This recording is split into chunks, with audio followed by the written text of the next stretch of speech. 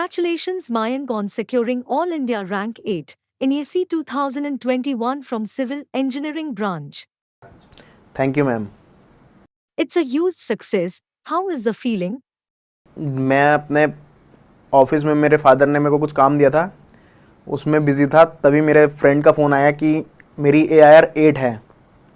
तो at that time मैंने अपने फादर को बताया और अपनी सिस्टर को बताया, तो वो बड़े सेंटिमेंटल हो गए और उनके मतलब वर्ड्स नहीं थे बोलने के लिए। तो ये बहुत बड़ी सक्सेस है और इसके लिए मैं रेगुलर कंटिन्यूस एफर्ट्स कर रहा था after 2019। According to you, what made your preparation strategy unique?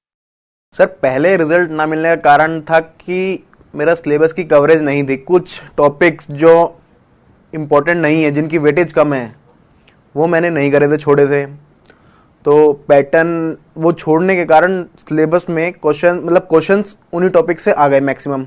इस बारी जो 2021 में मैंने दिया, उसमें मेरा ये था कि सिलेबस पूरा कवर करना है। ऐसा नहीं है कि सारे टॉपिक कवर करने हैं, पर जो टॉपिक इंपॉर्टेंट है वो तो करके ही जाना है। प्री का तो सिलेबस काफ़ी बड़ा होता है, जिसमें नॉन टेक और टेक्निकल होता है, तो उसके लिए तो मैंने सिर्फ क्लास नोट्स रेफर करे थे। और जो मेन गेम चेंजर होता है वो होता है मेंस का। हमारा मेंस के लिए मैंने जो हमारी टेस्ट सीरीज़ थी, टेस्ट सीरीज़ के क्वेश्चंस, बुकलेट के क्वेश्चंस और कुछ रेफरेंस बुक के क्वेश्चंस मैंने करे थे।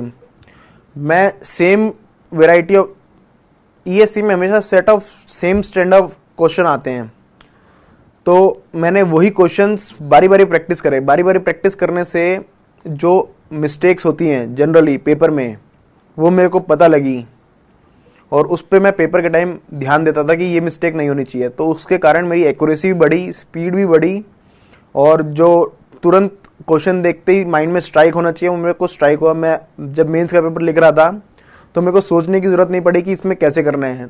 एट ए टाइम मेरे पास क्वेश्चन स्ट्राइक हो रहे थे। What was your strategy for GS paper? GS paper 1 के लिए जो स्कोरिंग सब्जेक्ट्स थे like environment, mathematics, aptitude, quality and project management, इनको मैंने थोड़ा सा फोकस करके पढ़ा और बाकी को भी पढ़ा, पर उतना एफर्ट कम कहूँ या, पर मैंने नोट्स वगैरह बनाए थे उनके। पर जो स्कोरिंग थे उसको मैंने पहले टैकल करा। मेनली जो हमारा रैंक नंबर बढ़ते हैं GS में, वो मैथमेटिक्स और एप्टीट्यूड से आप काफ़ी ज़्यादा नंबर स्कोर कर सकते हो। What makes you the actual winner in this ESC exam? पहले अटेम्प्ट की गलतियां तो नहीं कहूँगा मैं, ये था कि सिलेबस पूरा नहीं हो पाया था मेरा, उस वजह से मैं नहीं कर पाया। और दूसरा ये था कि प्रैक्टिस कम थी, टाइम कम था। सेकंड अटेम्प्ट में मेरे को टाइम काफ़ी मिला, तो मैंने अपनी प्रैक्टिस नहीं छोड़ी, रेगुलर प्रैक्टिस करता रहा, तो उसका बेनिफिट मेरे को मिला। How did you come to know about IAS Master? IAS master के बारे में मेरे को मेरे फ्रेंड्स ने ही बताया था। मेरे कुछ फ्रेंड्स मेरे से पहले कोचिंग ले रहे थे यहाँ पे वीकेंड पे, जब वो कॉलेज में थे, तो उन्होंने मेरे को बताया था, उन्होंने गाइड करा था कि हाँ ये इंस्टीट्यूट अच्छा है, फैकल्टीज अच्छे हैं और डाउट क्लियरिंग सेशंस अच्छे रहते हैं यहाँ पे, तो इसलिए मैंने IAS मास्टर ज्वाइन करा। How did you find IAS Master doubt solving mechanism? जब मैं आया था तब मैं ओवरव्यू था मेरे को हल्के से सब्जेक्ट्स का, पर आने के बाद क्योंकि जब हम पढ़ते हैं तो डाउट रह जाते हैं हमारे, जो कि क्लियर नहीं हो पाते, वो डाउट ही रह जाते हैं। तो ज्वाइन करने के बाद जो मेरे डाउट्स हैं वो मैंने क्लियर करे टीचर से, तो डाउट क्लियर होने के बाद हमारी एक तो कॉन्फिडेंस बढ़ता है और उस सब्जेक्ट में पकड़ अच्छी हो जाती है। How to be consistent in your exam preparation? Sir, जब मेरा नहीं हुआ था तो गेट में मेरे इतने नंबर थे उस टाइम भी कि एमटेक में एडमिशन हो जाता मेरा। तो तब मैंने अपनी फैमिली से कंसल्ट करा, तो उन्होंने बोला कि प्रिपरेशन तो चल ही रही है और प्री में भी मेरे नंबर बहुत बेकार नहीं थे, ठीक थे।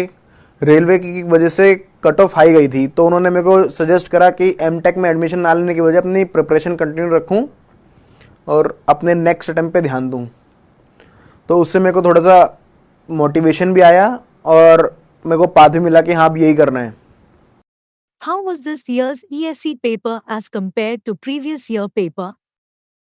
इस बार का पेपर स्कोरिंग था प्री, और मेंस की अगर मैं बात करूं तो मेंस इस बार पिछले मुकाबले टफ था। पेपर 1 लेंदी था, अगर आपकी स्पीड और एक्यूरेसी अच्छी है तो उसमें स्कोरिंग पेपर था, पर स्पीड और एक्यूरेसी पे डिपेंड करता था वो। और पेपर 2 में कुछ क्वेश्चंस ऐसे थे जो जनरली मेरे को लगता है कि ज़्यादातर बच्चे नहीं करके गए होंगे, तो वो उसमें भी लिमिटेड हमको क्वेश्चंस देख के अटेम्प्ट करने थे। Why did you choose ESE over other career choice? Ma'am, in engineering service provides social status and opportunity for to be a part of important structures to be built in our country. experience gain होता है। और दूसरा था कि ये मेरे father का dream भी था पहले से कि मैं इंजीनियरिंग सर्विस क्वालिफाई करूं और हायर रैंक पे जाऊं। Tell us about your experience in UPSC interview hall. मेरा पैनल स्मिता नागराज मैम का था। उन्होंने मेरे से फर्स्ट क्वेश्चन दिल्ली पे पूछा था कि पॉल्यूशन प्रॉब्लम के कारण क्या है दिल्ली में, जो कि मैं प्रिपेयर करके गया था। तो चेयरमैन मेरे आंसर से सेटिस्फाई थी, पर कुछ पैनलिस्ट, 2 पैनल मेरे ऐसे थे जो थोड़ा सा प्रैक्टिकल सिचुएशन में जा रहे थे, उनके मैं आंसर नहीं दे पाया। पर जो थर्ड मेंबर था वो टोटली सपोर्टिव मेरे को लगा, और सारे क्वेश्चंस वो थे जो थ्योरेटिकल क्वेश्चंस, जिनका मैं कंप्लीटली आंसर अच्छे से दे पाया। What was your study schedule while attending classes? जब मैं कोचिंग में था तो मेरा मॉर्निंग बैच था, तो सुबह 8:30 से हमारी क्लास शुरू होती थी 2:30 तक। उसके बाद क्योंकि मैं दिल्ली में ही था तो मैं यहाँ पे पीजी में रहता था, मैं अपने घर पे जाता था। उसके बाद 4 बजे मैं अपने स्टडी टेबल पे मतलब बैठ जाता था पढ़ने के लिए, और जो क्लास में पढ़ाया उसको रिवाइज करता था, उसके क्वेश्चंस देखता था। उसके बाद मैं रिवीजन करता था जो भी मेरे पुराने सब्जेक्ट्स हैं। रिवीजन में या तो जो शॉर्ट्स नोट बने हैं वो उसको रिवाइज कर लिया, या फिर किसी सब्जेक्ट्स के न्यूमेरिकल देख लिए, ये सब करता था। बाकी रात में सोने से पहले थोड़ा सा नॉन टेक पोर्शन देख के सोता था, ताकि वो भी एट द एंड प्रिपेयर होता दिखे मेरे को। How did IAS Master study material help you? Ma'am, IAS master का स्टडी मटेरियल हमको बुकलेट मिलती थी, उसमें कन्वेंशनल क्वेश्चन होते थे। तो वो मैंने मेंस के पेपर के टाइम पे देखे थे, क्योंकि उससे पहले प्री के लिए, क्योंकि सब्जेक्ट वास्ट है तो उनको देखने का टाइम नहीं मिलता। हाँ, पर वो क्वेश्चंस मैंने ढंग से करे थे जो हमको क्लास में कराए थे। क्लास में भी हमको कन्वेंशनल क्वेश्चंस ही कराए थे, set of questions, variety cover कराने के लिए। तो वो क्वेश्चंस मैंने ढंग से करे थे। बाकी जो हमको MCQs की बुकलेट मिलती थी मैं वो सॉल्व करता था, और उसमें जो भी डाउट होता था रेगुलर वो पूछता था। Did you think being from a reputed college gives an extra advantage to aspirants? Sir, सपने देखने का हक तो सबको ही है, किसी से हम वो हक छीन नहीं सकते। पर हाँ, जब मैं कोचिंग में नहीं था, जब मैं अपने कॉलेज टाइम में था, खुद ही सेल्फ स्टडी कर रहा था, तो कई लोगों ने ये कमेंट करा था कि हाँ, कंपटीशन IITs वालों से है। तो तब मेरे को लगता था कि मतलब मैं लो फील करता था।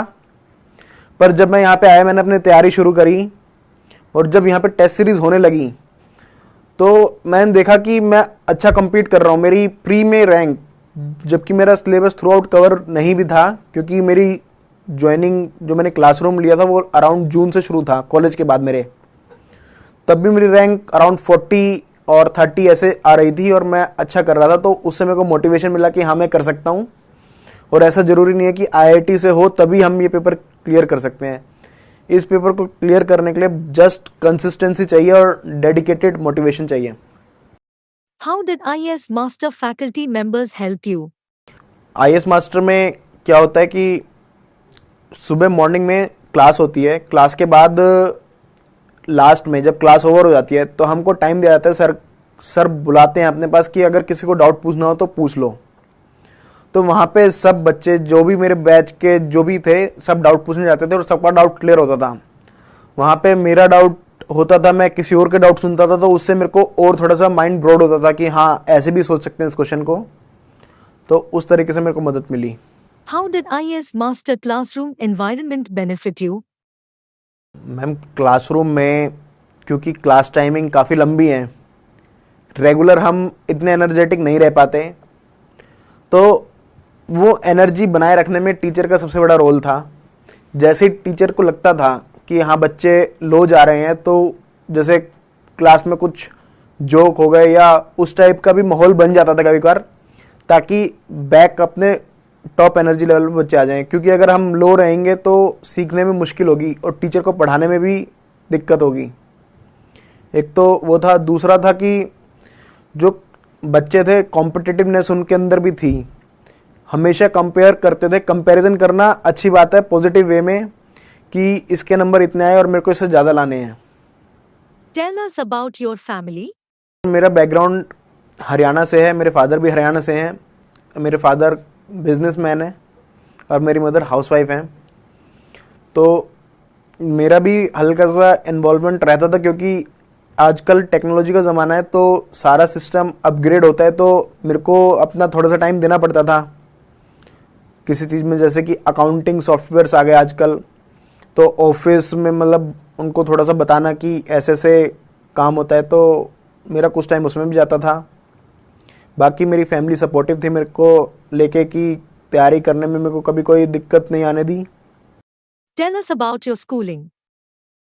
मैम मेरी स्कूलिंग शिक्षा भारती पब्लिक स्कूल से है, जो कि मेरे घर के पास ही था। मेरी थ्रू आउट स्कूलिंग वहीं से हुई है। स्कूलिंग के बाद मेरा जो एडमिशन था आईपी यूनिवर्सिटी में हो गया था, वहाँ से मैंने बीटेक करी। What is your message to future aspirants? मैं बस यही कहना चाहूँगा कि अपने आप को लो मत समझो, यूँ मत समझो कि हम आईआईटी से नहीं हैं तो हम नहीं कर पाएंगे। आईआईटी से ना होना या होना मैटर नहीं करता कि हम ये पेपर क्लियर कर सकते हैं या नहीं कर सकते। How did you keep yourself focused and avoid the anxiety and pressure crops up during last month of preparation? Main pressure जो मेरा बिल्टअप हुआ था वो था प्री के टाइम पे, क्योंकि प्री के टाइम पे क्वेश्चन ज़्यादा, वैरायटी ज़्यादा और सिलेबस बहुत ज़्यादा था। तो उस टाइम पे मैंने वो क्वेश्चंस करना at the end of 10 days, जब मेरे पास 10 डेज बचे थे, वो क्वेश्चंस नहीं देख रहा था मैं जो मेरे को नहीं आते।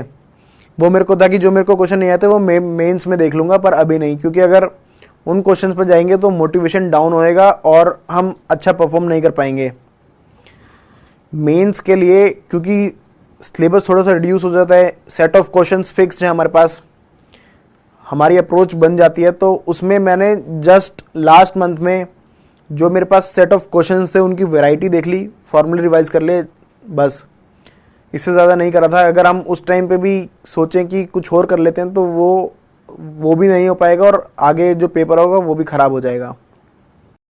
How did you handle pressure in exam hall? जितना मैंने अभी तक पेपर को समझा, प्रेशर बिल्टअप तभी होएगा जब आप जो क्वेश्चन आपको नहीं आ रहा उस पर स्ट्रेस लें। अगर आप जो क्वेश्चन नहीं आ रहा वो तो अभी भी नहीं आ रहा और बाद में अगर अभी स्ट्रेस लोगे तो पूरा पेपर खराब हो जाएगा। अगर आप उसको छोड़ के आगे बढ़ोगे तो आपकी कमांड एक थोड़ा सा स्पीड बन जाती है क्वेश्चंस की। तो अगर आप दोबारा उस क्वेश्चन पे आओ जो आपसे नहीं हो रहा था, तो ऐसा हो सकता है कि वो तब क्वेश्चन आपसे हो जाए। तो मेरा सजेशंस तो यही है जो भी एस्पिरेंट्स हैं कि जो क्वेश्चन नहीं हो रहा उसको स्किप करके आगे बढ़ जाना चाहिए, पर उसको छोड़ने की बजाय उस क्वेश्चन पे दोबारा आना चाहिए, एक बारी और देखना चाहिए। और मेरी जितनी उम्मीद रहती है कि 90% चांस है कि वो क्वेश्चन आप कर लोगे जिसमें आप अटके हो, अगर आपका कवरेज पूरा है और प्रैक्टिस अच्छी है। What will be your message to college students? मैं जितने भी एस्पिरेंट्स हैं उनको हाईली रिकमेंड करता हूँ कि आईएएस मास्टर को is the best institute for ESE. यहाँ पे इन्वायरमेंट अच्छा है, टीचर्स अच्छे हैं, जो कि मेरे को लगता है कि सबसे इम्पोर्टेंट है अपनी शुरुआत करने के लिए प्रिपरेशन की। You have been an excellent student here at IES Master. We thank you so much for giving us time and for sharing your experience.